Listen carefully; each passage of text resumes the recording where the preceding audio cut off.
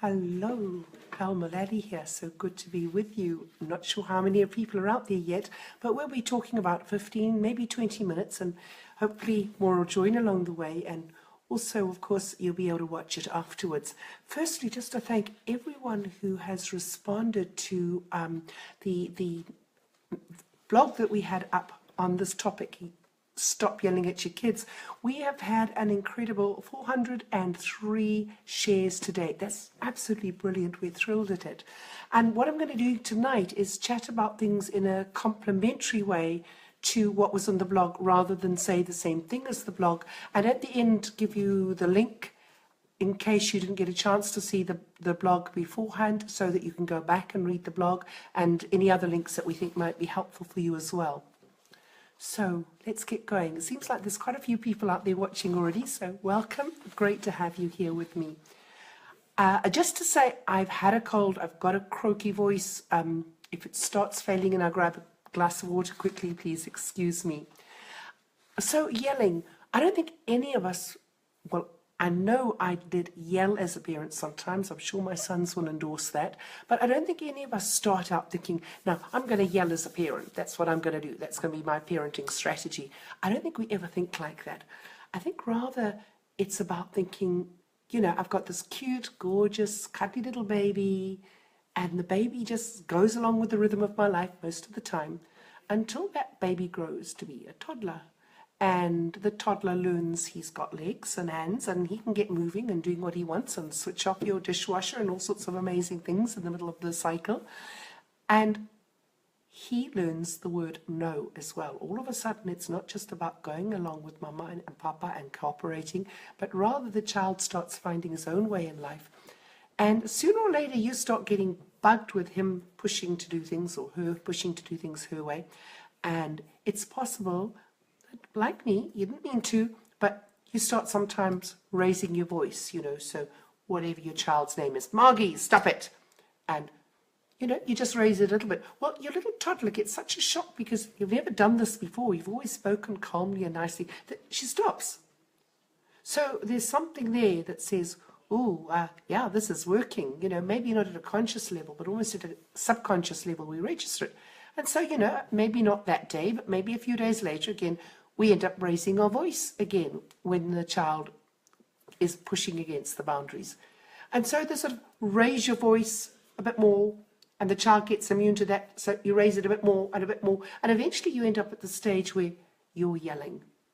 And maybe it just happens occasionally, first of all, but the more we go on, the more we can get into the habit of it, the easier it becomes to move from that raising your voice, sometimes, occasionally, to ending up being a yelling parent. And as I put in the blog, imagining Karen seeing herself looking in the mirror and realize, is that screaming, yelling woman really me?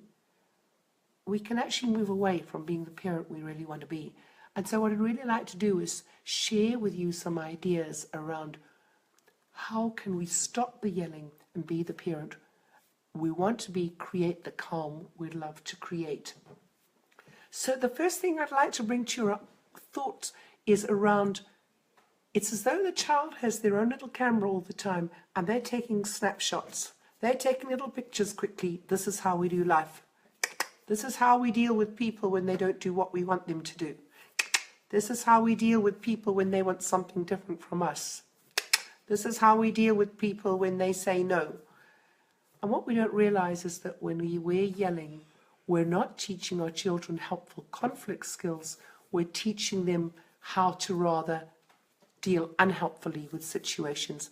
I really do believe that in the first 5 years, we're actually teaching our child the skills for life that they need. We're teaching them the skills of how they interact with others and so on. And most of that interaction is coming from what they're seeing modeled by us, not by what we say, but rather what we do.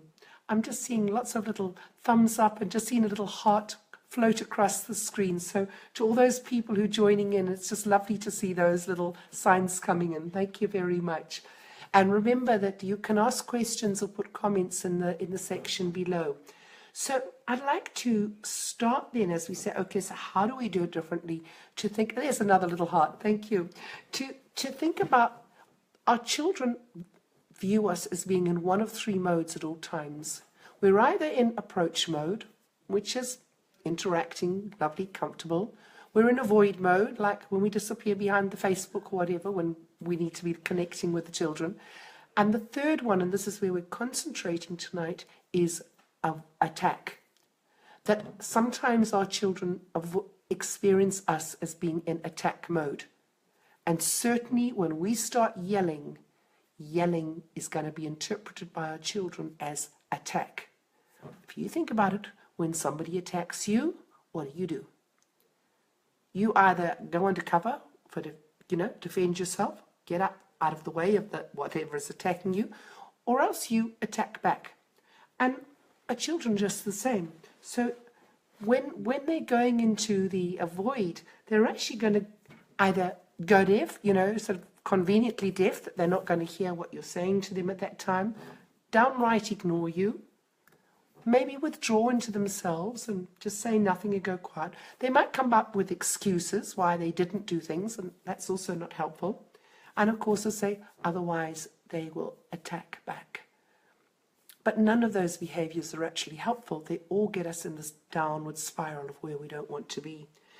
And there's a saying that I love: the more you insist, the more I resist. Our children might not have those words, but I think we can all imagine them saying that. The more you insist, the more I resist.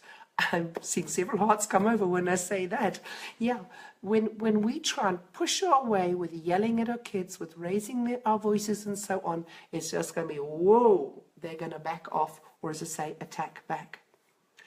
So, wow, I'm not even had any idea of how my time's going. I didn't think, 7 minutes time. I didn't think to put up a clock to make sure. I've got my laptop next to me, but I didn't think to put my a clock right on the wall here with me to keep an eye on time. So what do we do differently then? As I said in the blog, really, yelling is a habit. And like any other habit, we need to decide to quit. We need to decide, this isn't how I want to be. This isn't what I choose to do. And like if you were a smoker and you decide to quit smoking, it's actually very easy to quit smoking. You just don't pick up the cigarette. As long as you don't pick up the cigarette, you're not going to be smoking. Now, I believe from people who do smoke, that's actually not easy. And I think likewise, for some of us who've got into the habit of yelling, whether kids or anyone else in the house, if we've got into the habit of yelling, I think we need to realize it's a habit that we've got to consciously break, the same as if you wanted to break a smoking habit. In other words, you're not going to pick up the level of your voice.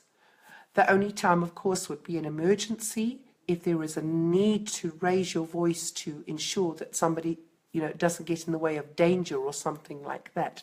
That's obviously different. But unless you're talking about that type of situation, we want to decide, I choose not to raise my voice in my interactions with my family, not with anybody else either for that matter. But it amazes me how we sometimes do with our family what we wouldn't dream of doing with other people. I confess I was in our local supermarket just a couple of days ago. There was a lady, probably early 40s, with a toddler. She was just so polite and nice to this child.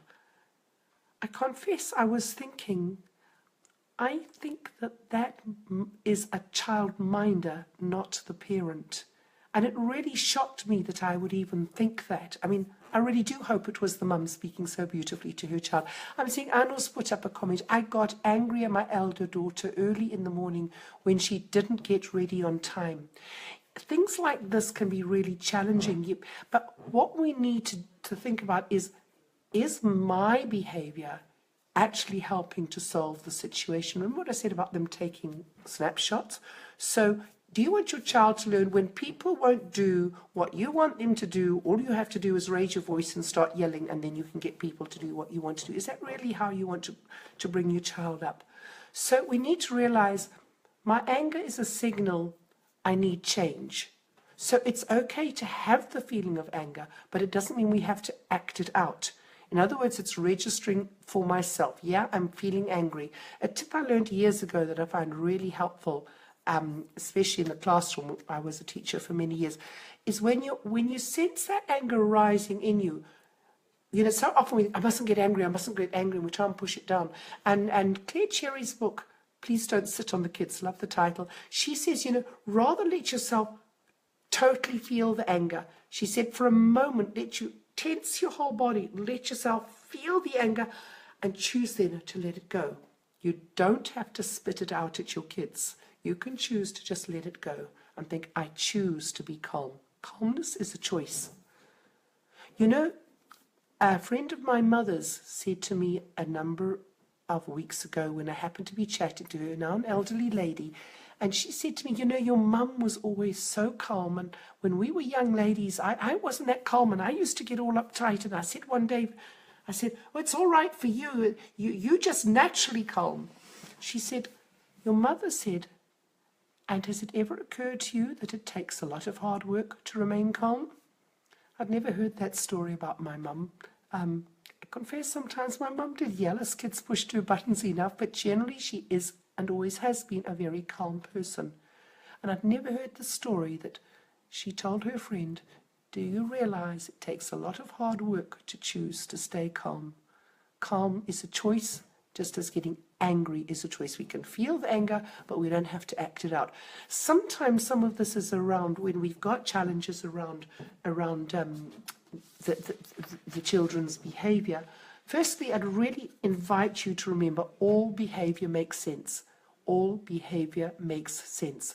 We might not understand it immediately, but in some way it makes sense. In a situation like this with getting ready for school, sometimes it's about having the practical bits and pieces ready earlier and so on. I'm seeing somebody come in. I'm going to just pick up that comment and then carry on. Jen, I'm just being told 12 minutes more. Oh, coming. I've got 12 minutes done. I have my social media guru. Whoops, I've missed that comment. I wasn't fast enough. Marie, could you pull up that last one for me? Okay, so I'm going to come back to the one I've just missed, but in the meantime, I'll read this one. I'm in this vicious cycle. Whoa, they're going out of screen faster than I can see them. There, I've got that one back. My 6-year-old son's behavior is challenging and defined at home, at school, at creche, at school, and pushes. Okay, when a child's behaving like that, he's asking for help. We don't have time to unpack all of that in this session, but I do want to lead you to something that I highly recommend, and that is, and admittedly this is an advert from me, but it's the book I brought out last year, which is actually getting terrific responses. Can you see it there? Behave. Let me get the title. Where's the title disappeared? There we are. That's better. Behave, what to do when your child won't. I really put out in this book about how we need to look at understanding children's behavior, and it gives parents 3 very clear guidelines, 3 signposts on how to respond when children are acting out in an unhelpful way. You can find the book on www.behave.ie, but we will put links at the bottom for you. We've got the other comment, Jen. Jen says, I understand and agree with what you're saying. Sometimes I lose my temper and I yell at my kids, and of course I always feel guilty about it after the fact. So much of it is habit, and unfortunately I remember being yelled at by my father quite a bit. Scary how we tend to continue the patterns of what we've learned. Jen, thank you for that. Yeah, to recognize we can actually fall into the patterns, into the way that we were parented. We can go from one extreme to the other. The other thing we can fall into is going to the other extreme and thinking, oh, I'm not going to be over strict on my children, not like my parent was. And we can fall into the trap of having loose boundaries or inconsistent boundaries or virtually no boundaries at all. And that's equally unhelpful for children. Children need boundaries. They need that sense of, I know I can trust you. If you are setting a boundary, they need to know you will follow through. There's an interesting book by a dog trainer. His name is Cesar. I think you say it sounds rather like Caesar. Now, I'm certainly not saying children are like dogs, but people, humans, are group animals, as dogs are. And he brings out that the even challenging behavior in dogs, he has supported well and got the dog interacting and cooperating when he is calm, assertive. I love that term he uses. I have a border collie who can be very, very bouncy and bubbly. And I know if I yell or start shouting or getting upset with her, she gets worse. If I'm calm, assertive, if I ground myself and I talk firmly and I say sit, she will do exactly that. But if I go up the ladder, as it were, getting angry, she follows suit. She just gets all wound up as well. So I know we have got only about 5 minutes left. If you're wanting to put in a question still, please feel free to do so. 2 more comments come in, the top ones. Okay, strangely, they're not coming in on my screen unless they're... Okay, so Mary Quinn saying, I totally agree with boundaries. And Gina saying, eye contact with your children is imperative. And Sindhu, thanks, Marie. And Sindhu, well, I've lost, I'm just practicing to find where they go. There we are. Sindhu has said, started a no yelling challenge. What a brilliant idea. I think that one sounds a really brilliant idea. Please let us know how you're going. Hope this will help with controlling anger. I think what really matters, and maybe Jill and I, and thanks to Jill Holtz, who invited me to be working with you tonight, maybe Jill and I need to be looking at what resources we've got on controlling anger and what else we can bring up around that. But certainly our anger gets in the way of creating the calm environment we want. And think about it. If you were to stop for a moment before you let your voice go up and think, how does this look like on my child, from my child's perspective, and start saying, I know you, whatever your child's doing, I know you would like to stay in bed and not get ready. Interestingly, if you start by just putting her viewpoint down first, before you go on to set the boundary you need, you'll find yourself, because you've stopped and focused on her world, you're far, far less likely to end up yelling. We yell when we go to that place of reactivity, of just trying to push through and get our own thing. Is there another comment, Marie? Lisa. From Lisa, I'm struggling to get help from service. We've tried different things and I'm yelling in pure frustration. That makes so much sense. When you're needing help, we all need support, and I think it's absolutely essential. Sometimes we're waiting for help for our children through the services or whatever. That doesn't mean that we can't think about, how do I get support for myself? Whether it's a small closed Facebook group of friends that you interact with. I have an online course as well that has a closed Facebook group. The online course is the same work as the material in the book, but it gives you a space to actually hear my voice and to interact with me as well. We'll put the links for those afterwards. Judy's saying, request food, but when her dad gets it, she doesn't want it. Several trips to the kitchen before she gets what she wants. I think we need to bear in mind, we don't want to get frustrated, and we do want to think about, how do we want to parent? How do we start off in the early years like we want to go on? Think about it. Do you want your child in 5-10 years' time, or even in 20-25 years, to think they can just sit and demand what they want? I would say, if we're setting up that type of pattern, we're not parenting in a helpful way. Our parenting needs to be about supporting our children to grow to be responsible, compassionate, caring adults. So I'm seeing our time is nearly up. I'm hoping this conversation has just opened up our thinking. We'll put the link for the yelling article in case you missed it. And just want to thank everyone. Just trying to check there's no other messages there. that seems to be where we are at the moment. And just thank you so much for coming and joining with us. Over 70 people joined. Over 70 people joined, Marie is telling me here. Marie is my social media guru who gives me great help. And it's just lovely to see a few little hearts. I haven't seen that on Facebook before, but when you're doing the live, I don't know if you can see it, but I get these little hearts floating across the page. And it's just really inspiring me and making me think, yeah, I must do more of this Facebook Live. I really appreciate being with you tonight. Thank you all.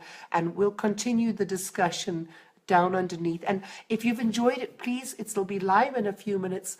We'll put up links as well. Please share with your friends. Please like it so that others, if you haven't already done it, and so many of you have, thank you, so that other people will get to see it and follow. Oh, 4 hearts floating across the page. Thank you. My love back to all of you. Have a great evening. Bye for now.